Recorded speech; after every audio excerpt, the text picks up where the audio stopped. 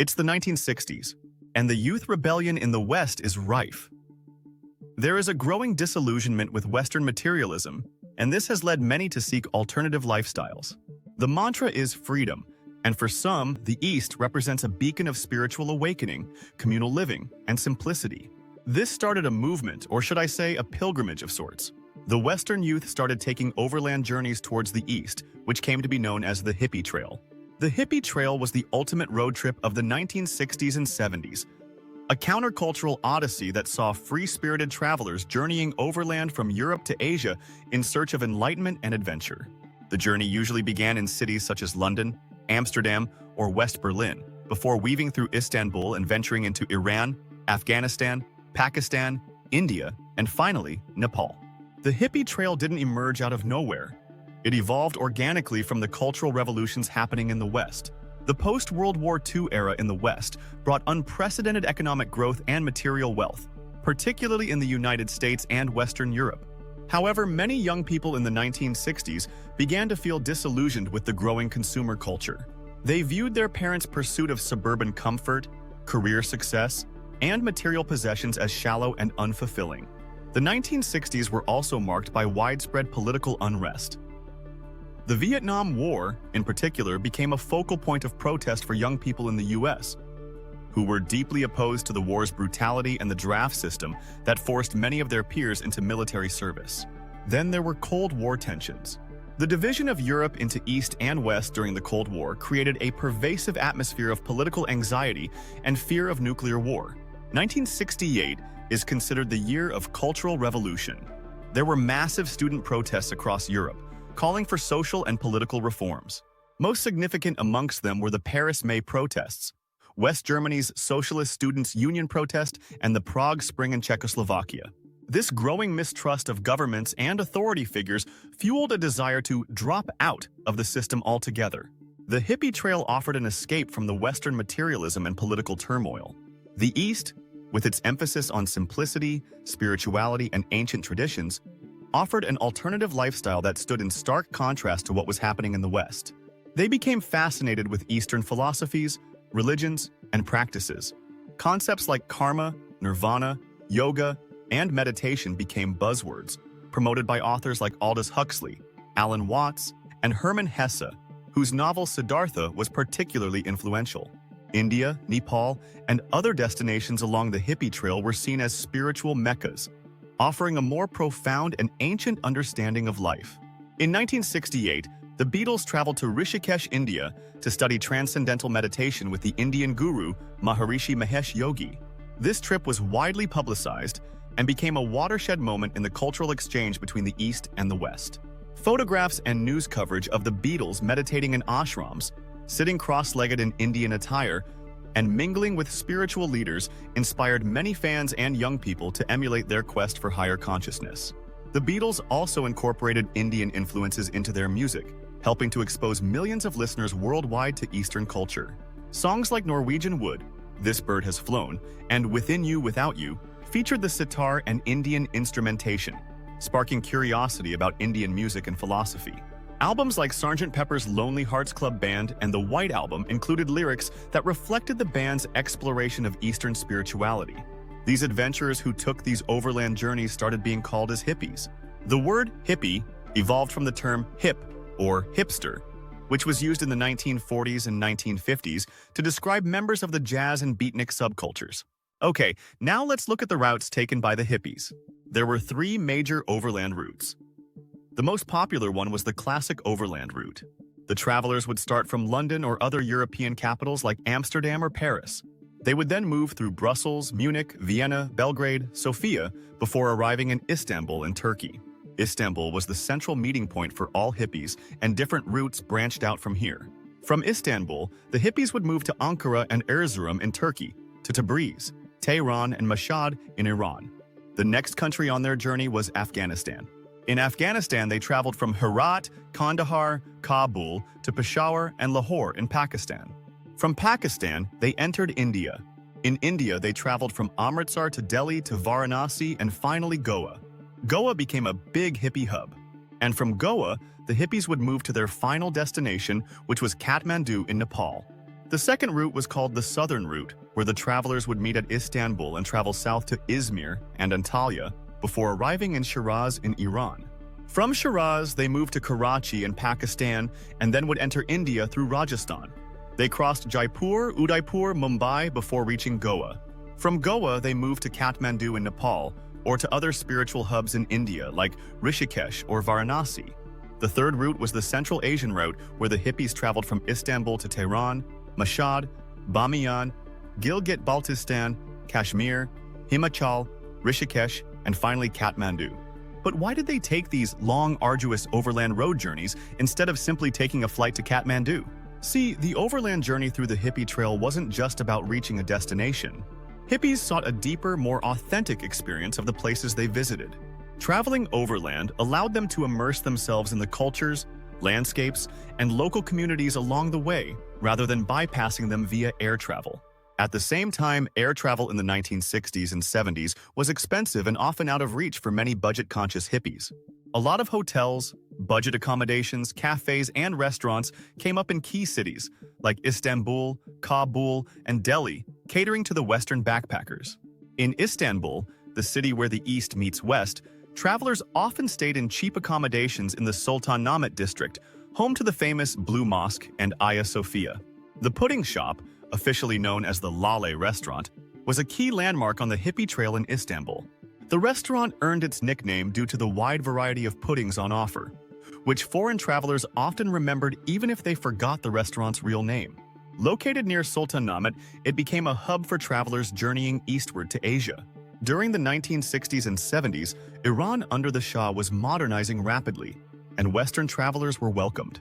Tehran's bazaars and palaces offered a glimpse of Persian culture, while Iran's breathtaking landscapes, from deserts to mountains, provided endless beauty. Before decades of conflict engulfed the country, Afghanistan was a major stop on the Hippie Trail.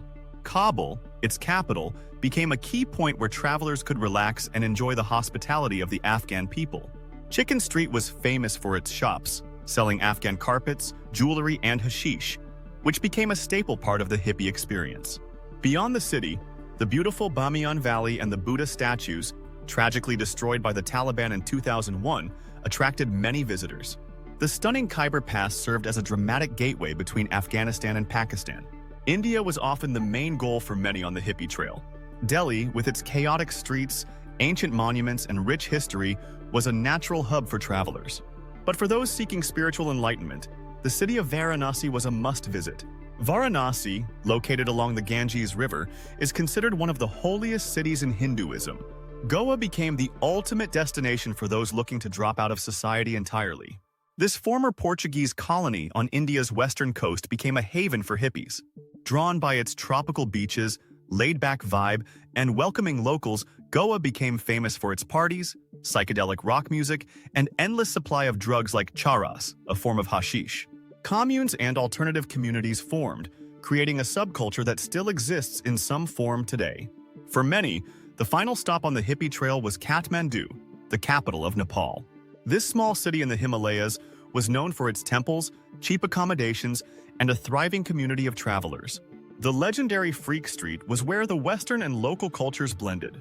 Like Goa, Kathmandu became known for its liberal attitude towards drug use, with shops openly selling hashish until the practice was banned in the mid-1970s. The allure of trekking in the Himalayas drew many to Nepal, seeking both physical challenge and spiritual fulfillment. Some hippies did travel to Bangkok, Chiang Mai, and Koh Samui in Thailand. But for that, they had to take flights because the land border through Myanmar, which was known as Burma at that time, was inaccessible. The country was under military rule and remained isolated, enforcing strict entry and exit restrictions. Even if political conditions had been favorable, Myanmar's rugged terrain, dense jungles, and limited road infrastructure posed significant challenges for overland travel. There was one more place, far away from the major hippie trail, that became a notable hippie hub. The place was Essaouira, located on Morocco's Atlantic coast. The hippies were attracted to its unique blend of cultural richness, artistic appeal, laid-back atmosphere, and easy access to hashish. The place is also said to have been popularized by the guitar god, Jimi Hendrix. Many hippie travelers embarked on journeys with their own Volkswagen Kombi van, or the VW Combi, which became an iconic symbol of the Hippie Trail. By the way, the Scooby-Doo Mystery Machine is the same Volkswagen Combi van. While many travelers on the Hippie Trail relied on their own vehicles, like the iconic VW Combi, and others embraced the adventure of hitchhiking, organized bus companies and tour providers also played a key role. These services catered to those without personal transport, offering affordable and convenient overland journeys along the popular trail routes. The Magic Bus was one such overland bus service that provided budget-friendly overland trips from Europe to Asia. The term Magic Bus also became a cultural symbol, representing the adventurous and communal spirit of the overland trail, and its name likely drew from The Who's 1968 song Magic Bus, which resonated with the freedom and adventure that hippies sought. Later in 2006, Rory McLean wrote the book titled Magic Bus, On the Hippie Trail from Istanbul to India. The book provides a nostalgic look at the era and examines how the overland journey impacted those who took it, exploring themes of idealism, cultural exchange, and spiritual exploration. In 1972, newlyweds Tony and Maureen Wheeler set off from London on a life-changing adventure. Their route followed the Hippie Trail, passing through iconic destinations such as Turkey, Iran, Afghanistan, Pakistan, India, Nepal, and Thailand before eventually arriving in Australia. Like many travelers on the Hippie Trail, the Wheelers traveled on a shoestring budget, relying on cheap transportation, basic accommodations, and advice from other travelers they met along the way. During their travels, the Wheelers encountered a lack of comprehensive, reliable travel resources for budget travelers. Information was often passed informally between travelers or found in outdated, hard-to-access sources. Many existing guidebooks at the time catered to wealthier tourists and focused on Western-style comforts, neglecting the needs of backpackers and hippies seeking authentic experiences. After completing their journey and settling in Sydney, Australia, the Wheelers decided to write a guidebook based on their experiences. In 1973, they self-published their first book titled Across Asia on the Cheap. The book provided practical advice for traveling overland along the Hippie Trail, including information on transportation, accommodations, costs, and cultural insights. The book became an instant hit among the growing community of backpackers and overland travelers. The success of Across Asia on the Cheap inspired the Wheelers to continue writing and publishing travel guides, and they named their company Lonely Planet. And this is how the very famous Lonely Planet was born out of the Hippie Trail. While the first book focused on the Hippie Trail, Lonely Planet soon expanded to cover destinations around the world. As global travel evolved, the company adapted to new trends while staying true to its roots of providing detailed, budget-focused, and culturally immersive travel advice. The Hippie Trail was synonymous with the use of recreational drugs. Hashish, opium, and later, heroin, were readily available and often consumed by travelers along the route. Psychedelic music also played a key role in the trail's culture. Bands like the Grateful Dead, Jefferson Airplane, and Pink Floyd provided the soundtrack to these journeys. Travelers would often gather in small groups to play guitars, share stories, and embrace the freedom of the open road. But there is also a dark chapter in the history of the Hippie Trail. Charles Sobhraj, often dubbed the Bikini Killer or the Serpent, was a notorious killer and conman active during the 1970s. He targeted young Western travelers along the Hippie Trail, particularly in Thailand, Nepal, and India. Sobhraj lured victims with his charm, posing as a friend or guide before drugging, robbing, or murdering them. He is believed to have killed at least 12 people, with estimates going up to 24. Sobhraj's reign of terror along the Hippie Trail came to an end when he was finally arrested in 1976 in India. But he managed to escape 10 years later. He was arrested multiple times, but Sobhraj repeatedly escaped from prisons, enhancing his infamy. His chilling exploits were dramatized in the Netflix series The Serpent. He was finally arrested in Nepal in 2003 and served life imprisonment until his release in 2022 on health grounds. The Hippie Trail's heyday came to an end in the late 1970s. The reasons for this were multifaceted. The Iranian Revolution of 1979 saw the overthrow of the Shah and the establishment of an Islamic Republic under Ayatollah Khomeini, making Iran inhospitable to Western travelers. Similarly, the Soviet invasion of Afghanistan in the same year closed off much of the trail. Pakistan, too, became more conservative, and increasing political instability made it difficult to travel safely through the region. In addition to political factors, there was also a shift in the nature of the travelers. As more people ventured on the Hippie Trail, The original spirit of discovery and spiritual pursuit often gave way to drug tourism. Heroin use, in particular, became more common, with travelers smuggling it back to Europe, leading to greater scrutiny and crackdowns from authorities.